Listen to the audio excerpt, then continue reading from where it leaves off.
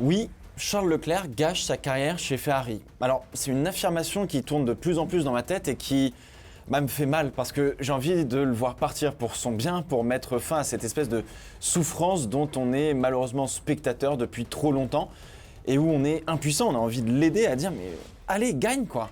Alors, je vous le dis tout de suite, je suis pas un fanatique de Charles Leclerc, mais je lui attache une affection particulière pour le pilote et la personne qu'il est.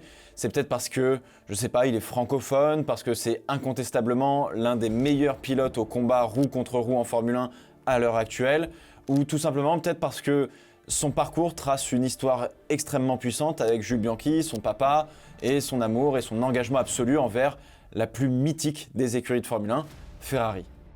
En fait, quelque part, Charles Leclerc, c'est un peu l'incarnation des histoires que moi je me faisais quand je jouais aux jeux de F1 dans les années 2000 avec les premiers modes carrière qu'on avait à l'époque. C'était prendre la relève de Schumacher et gagner avec Ferrari en rouge, même si on n'avait pas autant d'immersion à l'époque que par rapport aux jeux actuels. Ça prenait du temps et dès que tu te voyais en rouge sur une ou deux petites cinématiques où tu pouvais rouler dans la voiture, dans la Ferrari, ça faisait quelque chose, ça se méritait, c'était un peu le endgame, il restait simplement à gagner en fait. Et donc, malgré cette saison en rouge, Charles Leclerc n'a toujours pas gagné le titre de champion du monde. Je regardais ses statistiques par curiosité un peu il y a quelques jours, et je suis tombé vraiment de ma chaise. En 147 Grands Prix avec Ferrari, il compte 27 pôles, ce qui est relativement convenable, pour seulement 8 victoires. C'est effroyablement peu dit comme ça. Et puis en cherchant encore un petit peu dans les autres stats, etc., et ça paraît peut-être un peu plus étonnant, il totalise 50 podiums en Formule 1, ce qui du coup est assez énorme contrairement à son nombre de victoires, mais ça veut dire qu'une course sur 3 depuis 2019, on avait Charles Leclerc sur le podium. Une course sur 3, il y avait Charles Leclerc sur le podium. J'avais pas cette image statistique de Charles Leclerc pour le coup, et je me suis aventuré à aller chercher une explication dont j'aimerais forcément vous faire part. D'abord, j'aimerais qu'on revienne ensemble sur le talent de Charles Leclerc, pour qu'on comprenne vraiment pourquoi, malgré seulement 8 petites victoires, il reste l'un des meilleurs pilotes de sa génération. Ensuite, on va s'attaquer à l'éléphant dans la pièce, Ferrari, capable du bon comme du pire. Et là, tout de suite, en fait, j'ai presque aucun souvenir de moments complètement waouh qui montraient une équipe au-dessus du lot, vraiment, comme ça a été le cas pour Mercedes avec la domination de Lewis Hamilton ou Red Bull ces dernières années avec Max Verstappen. J'ai l'impression qu'il faut qu'on remonte à Schumacher juste pour sentir qu'il y a une émulation incroyable où il y a un vrai truc qui se passe, tu vois. Autrement, je sais pas. Et en fait, toute cette réflexion-là va nous amener à cette fameuse dédicace de Sebastian Vettel sur un échange de casques et ce fameux « Don't waste it » en parlant du talent incroyable de Charles Leclerc. Est-ce que Charles Leclerc gâche sa carrière ou son talent, peu importe, en restant chez Ferrari? Et je pense que la réponse pourrait vous surprendre plus que ce à quoi vous attendez. Bon alors, je vous l'avais dit en début de vidéo, j'ai été hyper surpris par les statistiques de Charles Leclerc. Enfin, 8 victoires, je suis désolé, mais j'étais sûr qu'il avait eu plus de victoires que ça. Parce que c'est pas l'image du pilote qu'il renvoie. Mais il faut le dire, en fait, dans ces 8 victoires, la moitié ont une aura que aucun autre pilote sur la grille peut prétendre avoir. On peut que s'en souvenir en fait de 4 de ces 8 victoires. Il y a les 2 victoires à Monza, dont une la première année quand il est chez Ferrari face aux 2 Mercedes d'Hamilton et Bottas. Sa première victoire le lendemain du tragique accident qui a coûté la vie à son ami Antoine Hubert. La victoire à Monaco en 2024, malgré une course qui était catastrophiquement soporifique. Mais on attendait tous que ça se termine pour qu'il gagne enfin. En fait, tout ça, c'est d'une intensité émotionnelle qu'on a rarement vécue avec d'autres pilotes actuels. Et peut-être que c'est à cause de ça que j'ai l'impression qu'il en a peut-être un peu plus. Mais bon, évidemment, il n'y a pas que ça. Alors, personnellement, je trouve que Charles Leclerc a 2 grandes qualités que très peu d'autres pilotes, je trouve, ont sur la grille. La première qualité, c'est son art de l'attaque et de la défense, le roue contre roue. Et la deuxième qualité, c'est sa capacité à aller chercher des dixièmes et extraire 110, 115, 120% de la voiture. Il est capable de sortir des tours qu'on n'arrive peut-être même pas à expliquer. Alors en Formule 1, j'en ai 2 autres en tête qui ont ces 2 capacités que l'on peut voir vraiment au-dessus de la moyenne. J'ai Max Verstappen, même si le roue contre roue est un peu trop agressif par moment à mon goût, et j'ai Fernando Alonso. Ce sont, avec Charles, les 3 pilotes qui sont capables d'un roue contre roue hyper complet et qui sont capables de sortir des gigatours avec des voitures qui ne jouent même pas devant pour parfois les planter en première ligne ou en pole position. Alors, faut bien me comprendre, hein. Je dis pas que les autres pilotes de F1 n'en sont pas capables, mais c'est de mon point de vue moins flagrant que chez ces 3 pilotes que je viens de vous citer. Alors, on a vu Charles à l'œuvre à de très nombreuses reprises, que ce soit dans le peloton ou avec des pilotes ultra agressifs, justement comme Verstappen. Leclerc arrive toujours à donner le change face à n'importe quel pilote sur la grille en roue contre roue. Alors j'ai en tête beaucoup plus les duels avec Verstappen parce que ils sont quand même peut-être plus musclés, plus mémorables que d'autres. Ça avait commencé justement en Autriche en 2019 avec des coups de roue en fin de course pour continuer à Silverstone et se rendre la monnaie de sa pièce parce que si c'est comme ça qu'on peut faire la course, il n'y a pas de problème, c'est ce qu'avait dit Charles d'ailleurs. On avait eu des passes d'armes absolument incroyables. Évidemment, je suppose que vous vous souvenez de la bataille avec Verstappen à Bahreïn en 2022, presque trop facile entre guillemets du point de vue de Charles Leclerc puisque Verstappen plongeait un peu sans réfléchir dès qu'il le pouvait. Charles avait juste besoin de croiser. En fait, les attaques de Verstappen sur un virage c'était top parce que ça allait chercher un gros frein fort, tard, etc. et donc en exécution top. Mais en fait, il manquait l'anticipation sur les virages suivants qui donnait de la facilité à Charles Leclerc de construire sa défense et de garder la position en piste. Bon et puis dernier exemple, c'est la bataille un peu désespérée en fin de course en 2022 à Silverstone où il résiste avec des vieux pneus face à d'autres voitures après une relance de safety car. Il faut résister à une voiture en prenant cops à l'extérieur, un peu dans les marbles et tout. Ok, pas de problème, moi je le fais. Et t'es là, tu fais mais pardon, je pense que c'est le seul qui est capable de sortir une dinguerie pareille. Et au moment où il la sort, tu fais waouh, c'est possible. Alors, même si à ce moment-là, on savait qu'il allait perdre des positions juste à cause des pneus, très souvent, Charles Leclerc sort une ou deux manœuvres de nulle part qui nous fait lever de notre siège en mode « Putain, mais attends, mais il me fait douter ce con que physiquement ce soit possible de faire un truc pareil. » Et je parle d'un truc que tout le monde, par expérience, en regardant la Formule 1 depuis très longtemps, était sûr à 99% qu'aucun pilote peut tenter ça parce que c'est se foutre dans le mur, quoi. Et Charles Leclerc fait partie de ceux qui ne se mettent pas toujours dans le mur en faisant ce genre de manœuvre. D'ailleurs, justement, l'exemple que je viens de vous citer là, Silverstone 2022, montre une autre de ses qualités dont j'ai pas parlé, mais c'est son côté un peu jusqu'au boutiste, exacerbé, entre guillemets. Tant que c'est pas fini, il y va à fond. Pour le coup, je crois qu'on a plus souvent vu un Leclerc tout donner à fond, peu importe l'enjeu, qu'un Leclerc qui se résigne et qui lâche un peu de vitesse. Et pourtant, des occasions de tout arrêter parce que c'était un shit show, il en a eu un paquet. Mais non, il continue, il fonce. Tant que c'est pas fini, c'est pas fini. Et donc, on arrive sur sa deuxième très grande qualité, extraire 110% de la voiture, sortir des dixièmes de seconde sur un tour qualif ou même en course que la voiture n'a peut-être pas, que les pneus n'ont pas, juste avec un feeling de pilote. C'est le moment où il arrive à faire bugger des ordinateurs.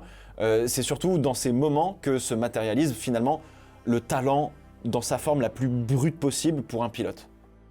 Et donc, 27 pole positions en 148 Grands Prix avec Ferrari, qui ne lui a que rarement donné une voiture au-dessus du lot, oui, c'est exceptionnel. Alors on pourrait dire que quand on parle de qualification pour Leclerc, c'est un peu la maxime, la pole ou la coque. Soit tu sors un temps que personne ne va pouvoir comprendre, même pas les ingénieurs et les ordinateurs, soit tu placardes la voiture dans le mur et tu nous fais une coque qu'il va falloir remplacer pour faire la course de demain, quoi.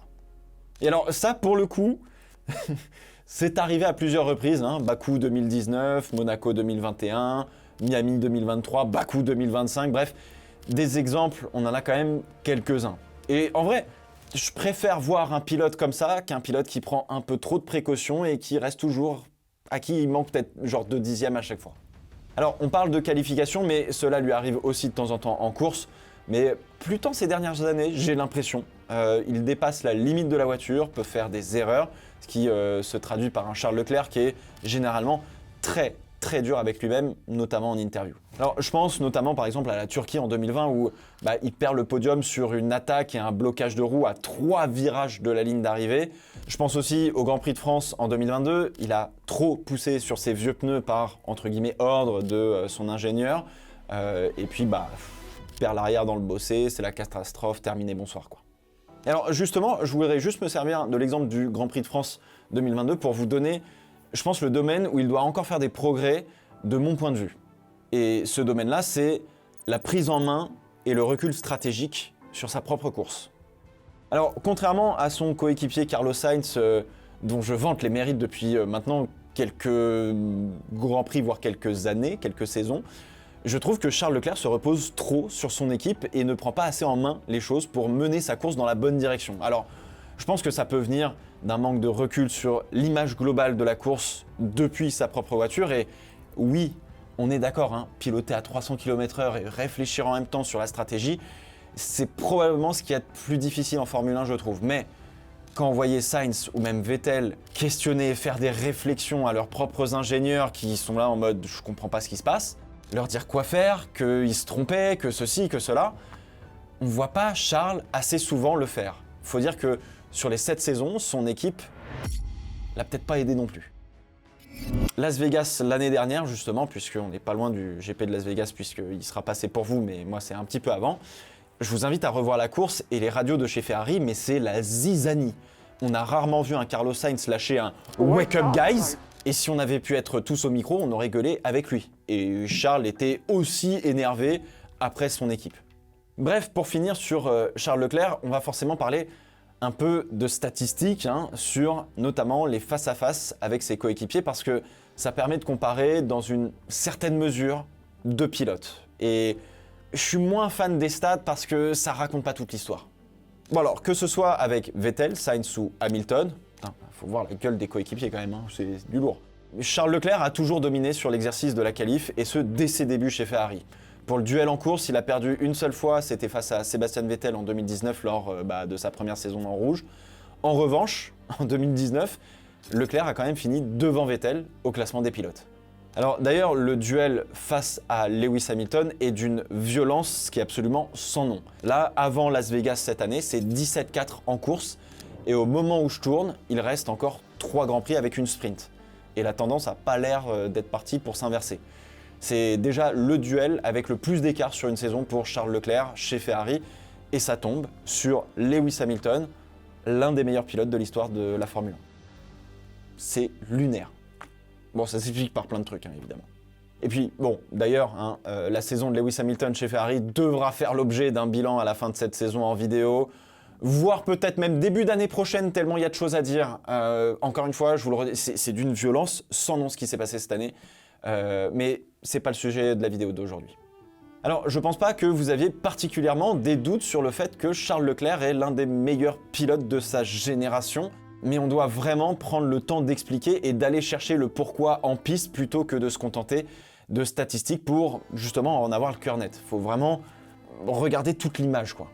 Parce que oui, 8 victoires en 147 Grands Prix, il y a un vrai couac. Et même si, bon, Charles Leclerc peut se reprocher certaines erreurs, il y en a quelques-unes, on en a un paquet à mettre sur le dos de la Scuderia, que ce soit en piste ou même en dehors. Bon alors, en cette saison, Charles Leclerc n'a presque jamais eu entre ses mains une voiture capable de gagner le championnat du monde des pilotes et des constructeurs.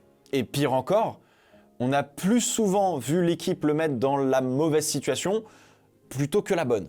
Bon alors, si on reprend depuis le début, 2019, c'était son arrivée chez les Rouges, Mercedes dominait encore la discipline, Ferrari a eu des problèmes de fiabilité, il y avait un ordre établi aussi dans l'équipe entre Charles Leclerc et Sebastian Vettel.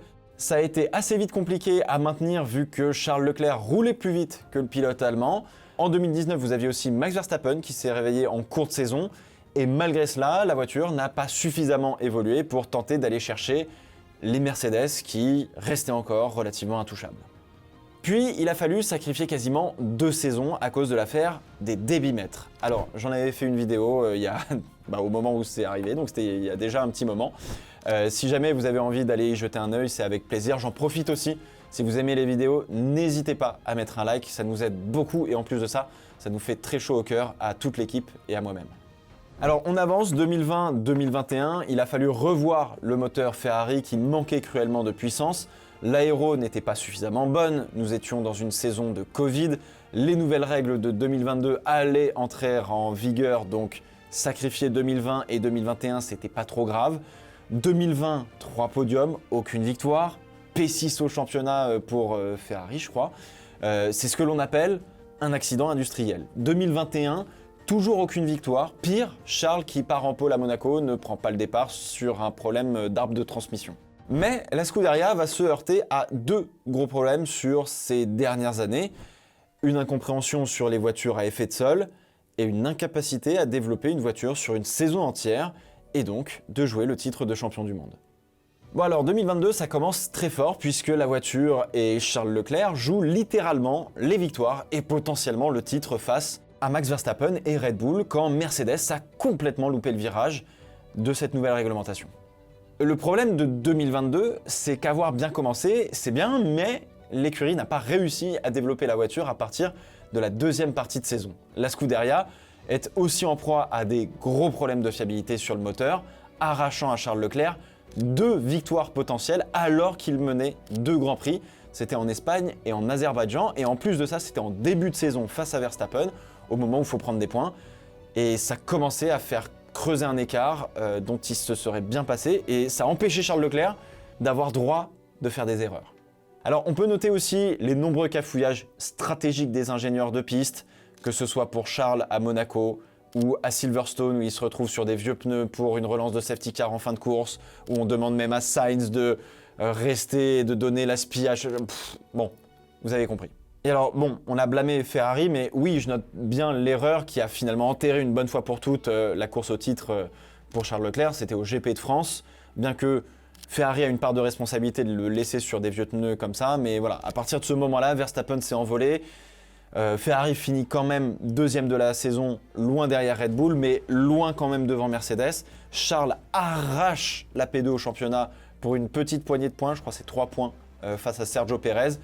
Et ça reste aujourd'hui le meilleur résultat de sa carrière jusqu'à présent, quoi.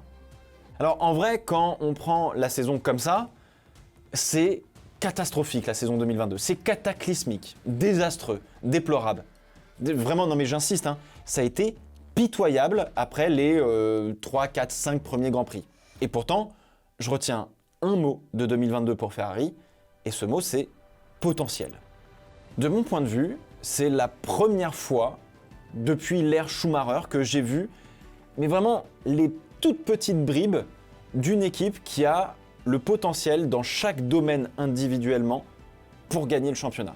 Il fallait juste mettre la bonne sauce pour lier tout le monde et tout de manière durable, ce qui a foiré relativement vite, faut l'avouer, mais la base de la voiture était là, le pilote était là, même les ingés étaient là quand ils étaient concentrés. Il manquait entre guillemets seulement les process et la fiabilité à corriger. Mais globalement, en fait, si tu prenais morceau par morceau, il y avait un truc à faire avec la Scuderia. Ce que je veux vous dire, c'est que ça dénote face aux années Alonso et Vettel. Vous prenez les années Alonso, toutes les saisons où il joue le titre, 2010-2012, c'est de l'arrachage. L'équipe, elle est pas là. La voiture, c'est pas la fusée. Si Alonso, il est pas là, Ferrari, ça finit loin derrière. Prenez les années Vettel, la seule vraie saison où il joue vraiment le titre, 2017-2018. Mais pareil, c'est de l'arrachage parce que l'ensemble écurie pilote voiture reste derrière Mercedes. 2022, c'était un peu au-dessus du lot au début. Mais alors forcément, hein, si on prend simplement la saison 2022, gâcher autant de potentiel tout en sachant qu'il y a toujours les mêmes problèmes de process en interne qui se retrouvent avec des stratégies catastrophiques en piste, ça peut mettre en pétard les dirigeants de chez Ferrari. C'est donc logiquement, face à un manque de résultats et un potentiel gâché, que Mattia Binotto est remercié pour laisser place à Frédéric Vasseur. Il faut donc, encore une fois, repartir non pas de zéro, mais tout reprendre pour assainir la culture d'entreprise et les process chez Ferrari pour pouvoir aller de l'avant avant de penser à la voiture et au reste. En 2023, bien que la voiture soit rapide sur un tour, par conception, elle est très pointue à piloter et très pointue à tenir. En conséquence, la voiture dégrade beaucoup trop ses pneus, donc la voiture opère souvent en dehors de la fenêtre d'exploitation des pneus pour le coup, et donc n'arrive pas à sortir toute la performance qu'elle a dans le ventre entre guillemets. On voit aussi une Scuderia qui évolue, qui est moins éparpillée, qui corrige des défauts de stratégie, de process, de pit stop, bref. Il y a un travail important en interne en termes de culture et de process qui a été fait par Fred Vasseur et qui se voit sur les arrêts au stand, sur la piste, etc. Et je vous avoue que ça fait plaisir parce que avant c'était un véritable shit show, mais Grand Prix par Grand Prix, Ferrari en prenait une à chaque fois. C'était zinzin. Bon alors en 2024, Ferrari corrige les problèmes de la voiture 2023. Mais ils partent dans le sens opposé. La voiture ne dégrade plus les pneus, donc ça c'est cool, mais en conséquence ils ont perdu de la perf. Alors le rythme pur en course, il n'est pas bon en début de saison. Et par contre, en deuxième partie de saison, ça y est, Ferrari a trouvé un truc et boum, ça score des victoires. Ça commence à se battre devant. C'est juste trop tard. Du coup, si on résume un petit peu ces 7 saisons de Ferrari, avec début 2022 et fin 2024, ça représente les 2 moments où Charles Leclerc a entre ses mains une voiture capable de jouer devant à la régulière vraiment et potentiellement le titre entre guillemets. Sauf qu'un titre, ça joue sur une saison entière et pas 3-4 Grands Prix ou une deuxième partie de saison seulement.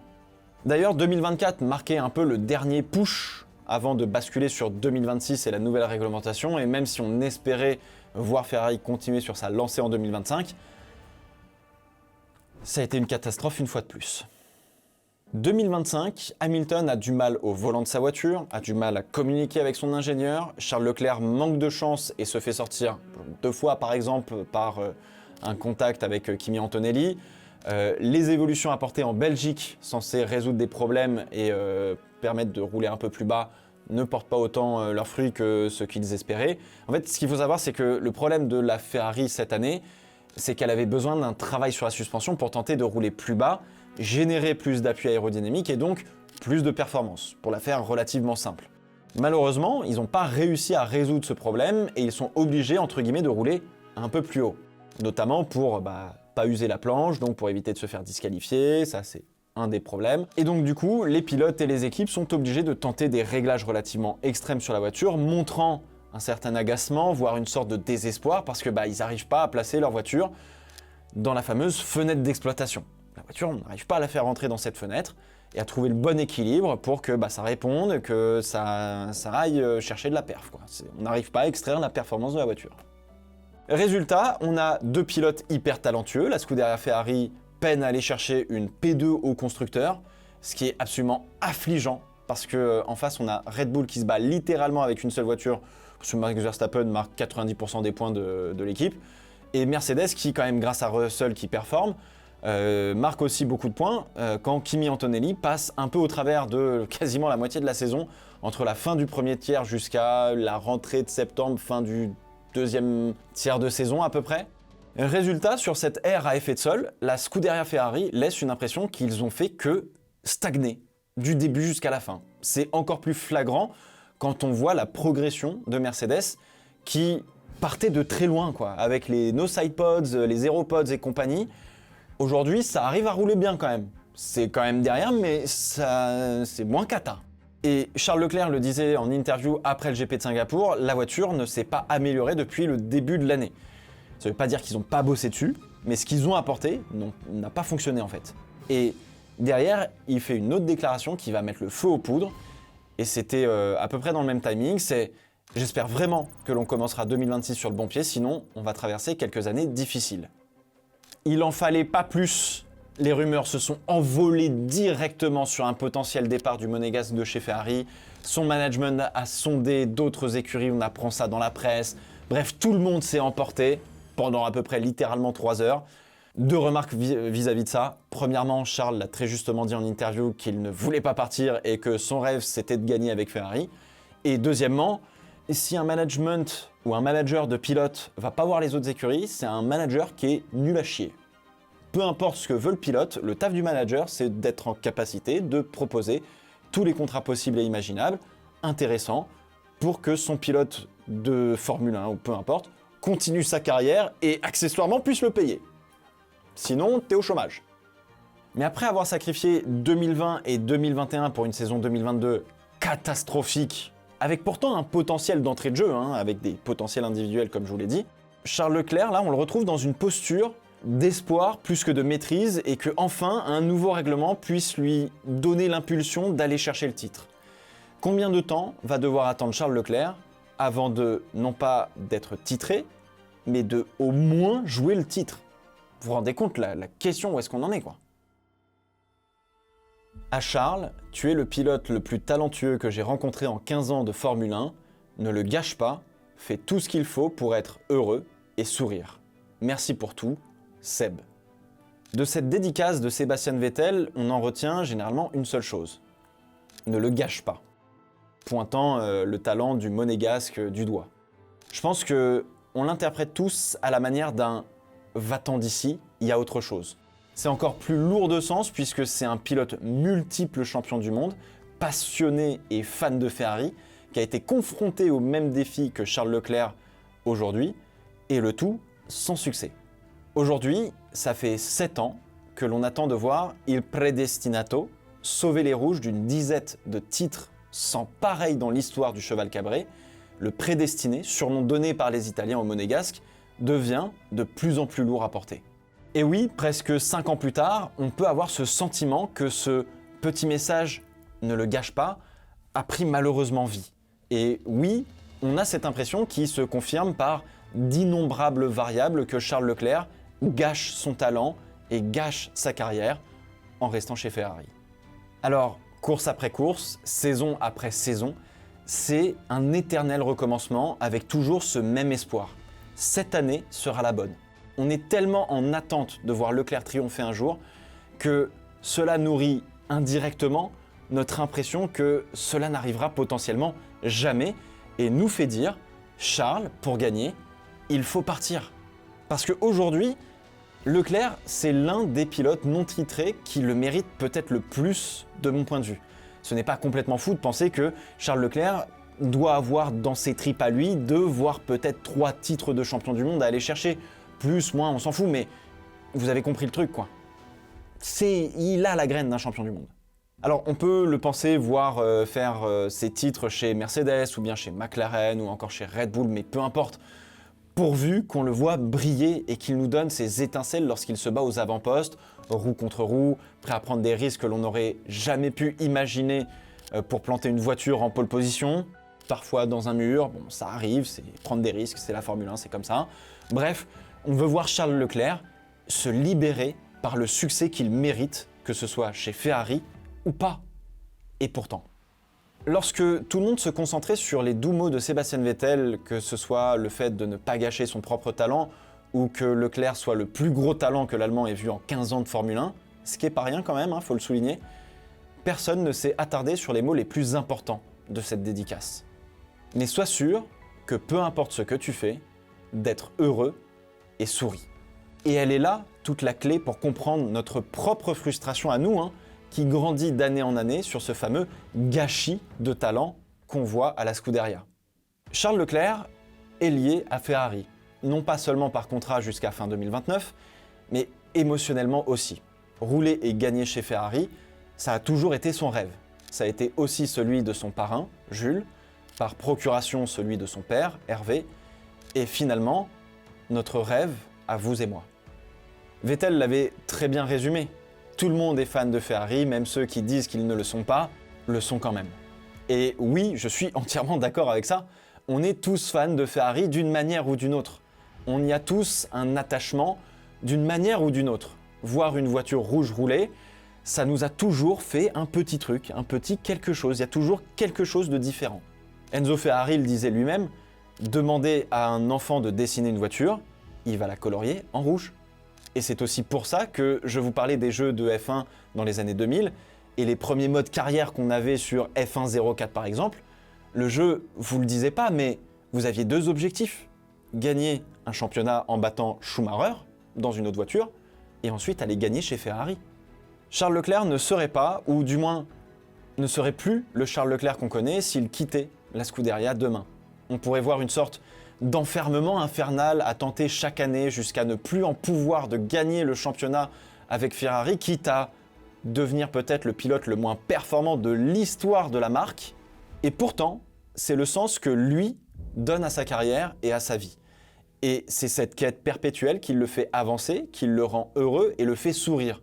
Peut-être moins ces derniers temps, et on a expliqué pourquoi dans la vidéo, mais la vie, elle est faite de hauts et de bas. Mais la moitié de ces victoires en Grand Prix ont une signification extrêmement forte et très personnelle. Spa, Monza ou encore Monaco. Et en conséquence, oui, je me suis retrouvé à pleurer de bonheur devant ma télé, au moins à 2 reprises. Charles Leclerc n'a besoin de gagner le titre qu'une fois pour nous faire plus vibrer que n'importe quel autre pilote qui gagnerait le titre de champion du monde. Peu importe les records, peu importe le nombre de pôles, de victoires, de statistiques qui n'intéressent finalement que ceux qui ne prennent même pas le temps d'apprécier et de regarder l'art du pilote en piste, Charles Leclerc marquera l'histoire de la Formule 1 par le sens qu'a son parcours et l'intensité émotionnelle complètement folle qui en résulte. Car si on est tous un peu fans de Ferrari, on se retrouve tous un peu chez Charles, d'une manière ou d'une autre. Si Charles Leclerc venait à gagner chez Ferrari, il donnerait une autre manière de voir la victoire. Non pas celle qui doit suivre pour tenter d'arracher des records qui se comptent avec des chiffres comme pour Lewis Hamilton ou Max Verstappen dernièrement, mais celle qui libère, celle qui donne du sens pour lui comme pour nous finalement. Et du coup, non, Charles Leclerc ne gâche pas sa carrière chez Ferrari, nous sommes juste tous aussi impatients que lui qu'il réussisse.